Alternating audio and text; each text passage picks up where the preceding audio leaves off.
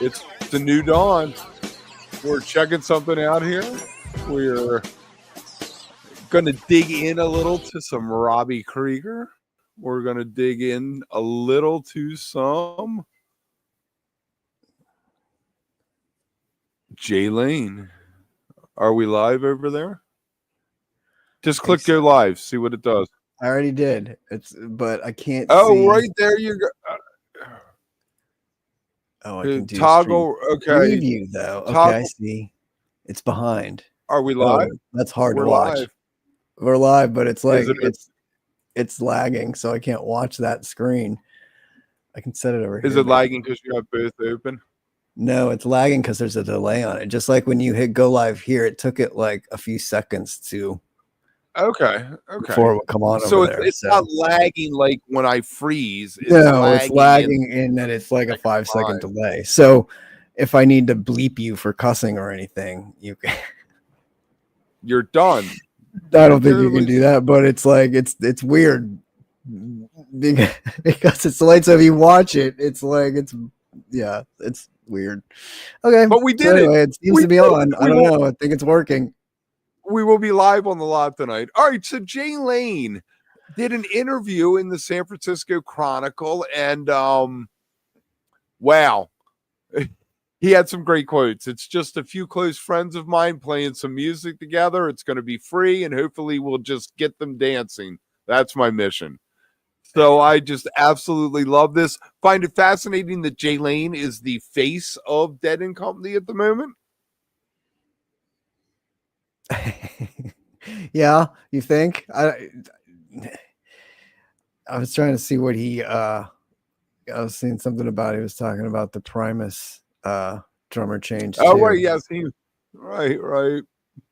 But yeah, I'm excited to see. I mean, he has such a long history with Bobby, playing Rat Dog and everything. So, I mean, I feel like he's kind of been in this ecosystem for ever. For a very long time. I'm sure he's logged as many years on stage with Bobby as Mickey has. If you look at the totality of the 60 years. Probably with yeah.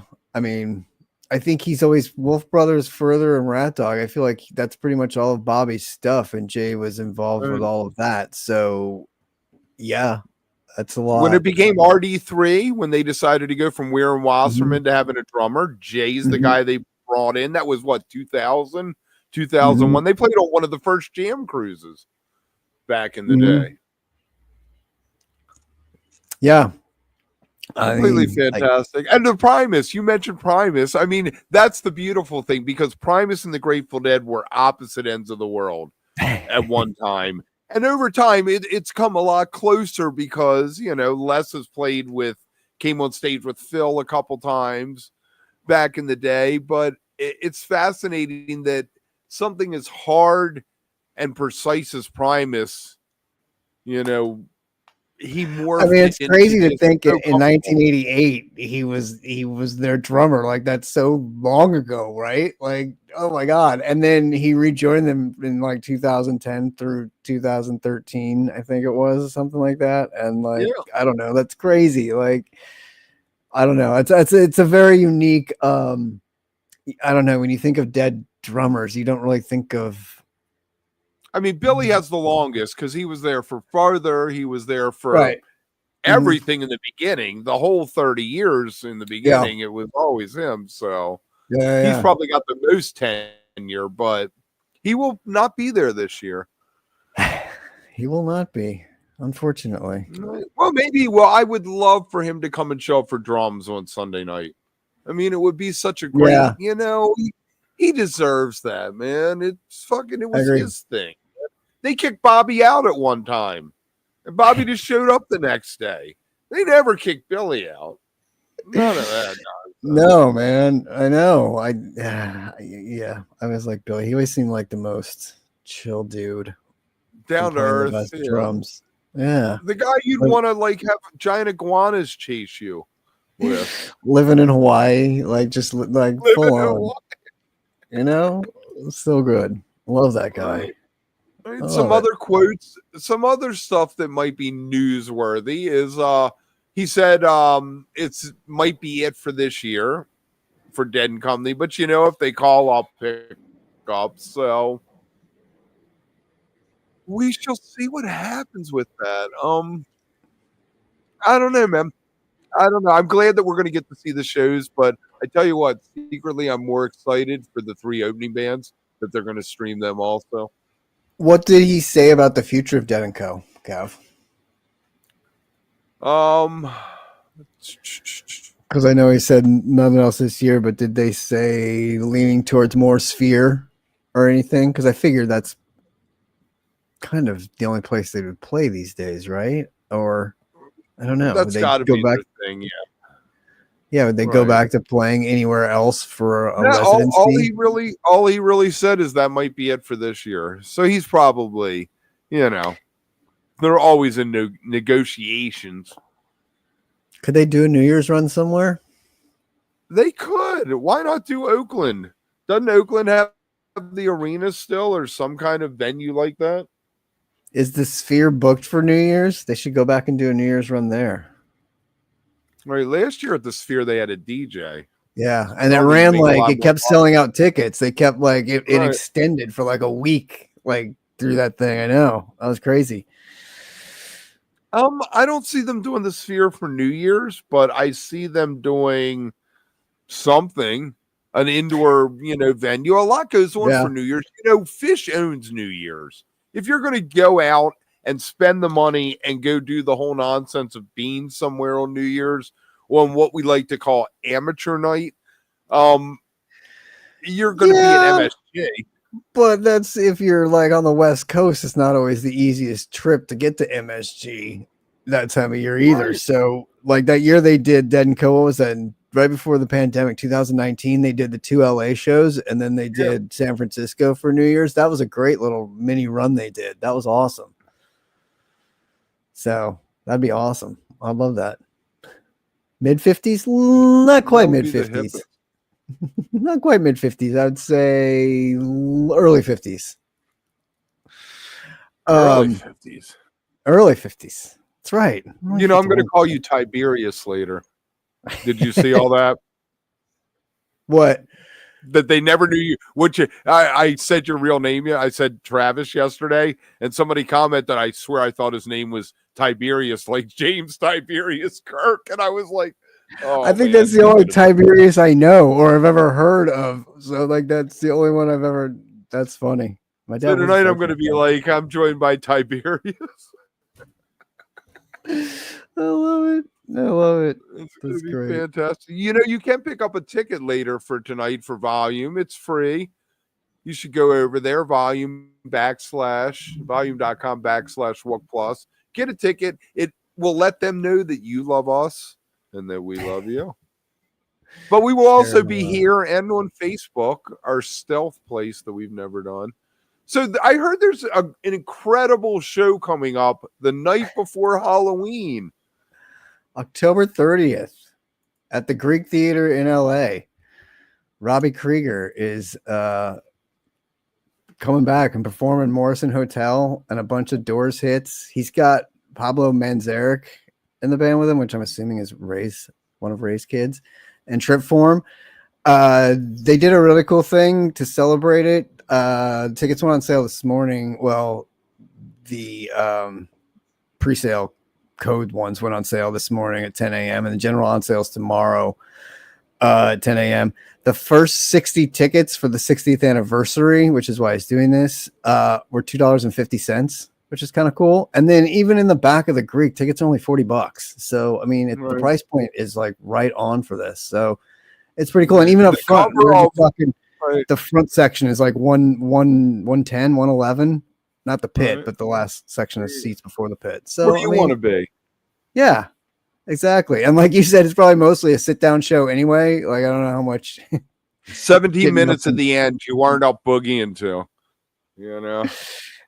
It is what it is. So the 250, I guess T and I figured out from our great deduction abilities is from the cover of Morrison Hotel. It says rooms 250.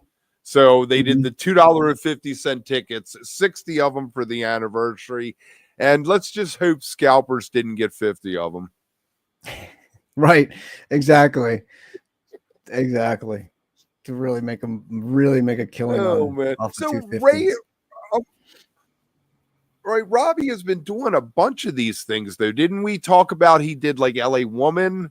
He had some guests come out with him and things like that a little while because he was back. going to play with Tabor's Choice at the Troubadour, but then had to cancel because he was doing his own thing and wasn't feeling well, so he didn't want to like wear out his voice before his special. I think that was at the Roxy, the Roxy. I want to say he did like once a month over this past year. He did every album, I think. Strange Days was, one. Yeah, it's good to see him out playing. I mean, you haven't heard from him for a while, and then all of a sudden, over the last year and a half, he's kind of. Last thing I heard from him, he sat in with Blue Oyster Cult back in '81. 81. That was like just yesterday. It's like yesterday.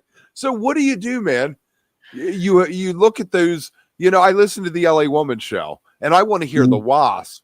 I want to hear Hyacinth House. I want to hear like everything off that album. And then you watch another one of the shows and you're like, there's some of the earlier stuff. Some of that stuff was kind of garbage, some of the earlier stuff. But you want to hear Midnight Moonlight. How does he do that if he's going to play all the Morrison Hotel? Then you got 10 other songs you can play. And he's like, I'm going to do all the hits. No, you aren't.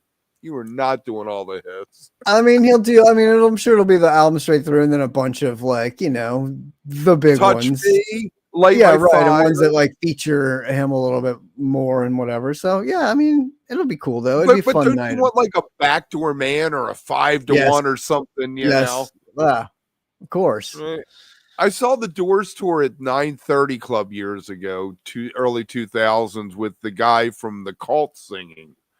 And they ran through some deep cuts. I mean, it was, it was everything you could ever wanted. As close as you're getting to seeing the real Morrison. That's a great. That's a good one to cover Doors songs for sure. That's really good. I saw the Cult. Now it was forever ago, but when they did a little Get Back Together back in the 80s.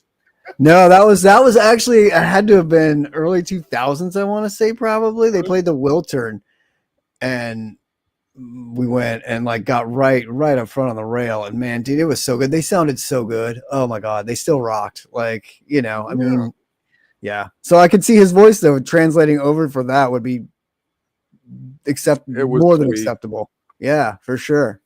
That's cool. All kinds of trouble that night. So we had a couple other things. What else did we? Well, yeah, what today is. What happened today in 2013? Your obligatory Tweezer. Fish content. That's right. Tahoe Tweezer. July 31st, 2013. So did you see? Apparently some fan met Fishman the night before and said, why don't you play 30-minute jams anymore like you used to? And kind of challenged him to do a 30-minute tweezer. Apparently Fishman brought that to rehearsal, and that night we got a 36-minute tweezer that I think enshrined wooing as a true Fish passion. What's funny about that you forget about too is the first, 20 minutes of that thing were pretty dark and evil. Like that was before we really got super and then it turned and got blissy, which is what you kind of get now out of it more with Fish anyway. But there's a lot of things in that jam because I was listening to it after I saw that it was the anniversary today, and especially after what we just got with the Reprise Fest and everything the other night. It's kind of fun to go back and listen to that. And man, that thing was a monster, like just absolute monster. So, and there it is. If you commented on volume about this today, we might not have seen it because we're still working out the kinks, but we will be doing the lot later. We're going to talk Dead and Company, get into the opening bands, see who we can drag on. Maybe there may be a special guest or two.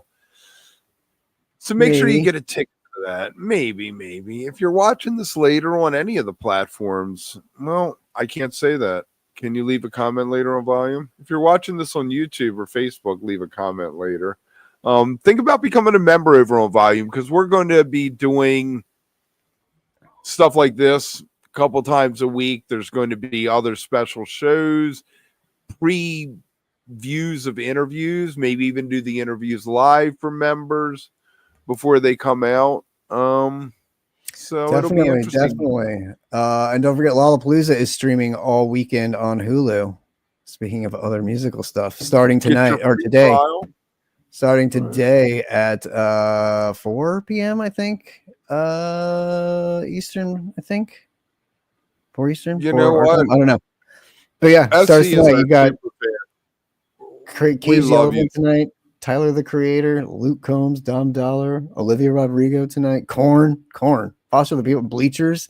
Holy moly, it's actually a pretty decent lineup tonight. Might have to watch it. I love when they stream shit for free. Or SC, we love you. Thanks, SC. SC's one of our first fans. He's been with us forever. Forever. So I typed in on there, but I guess it doesn't come up over here, right? So it only goes up on volume, I guess, when you respond to chats over there. Yes. No, it won't only be on volume. Not at all. We're going to do the member hangs here. We're going to continue everything on YouTube. And SC, we love you. But we're trying to get our beak wet over there, so to speak, for a little Godfather reference for you there. Taking it over there. But we would love if you keep over on volume and did that, because you can't comment there and see it here, and we're trying to move the commenting over there because, like SC, that's where the super fans are going to be hanging out. Right. Yes. We need to see. But see, it says you can embed the chat in your live stream. Oh, okay. Well, we'll have to look into that for tonight. I want to see what happens if I do that. Hang on. Well, no, I don't want to do it. Try it. Let's see.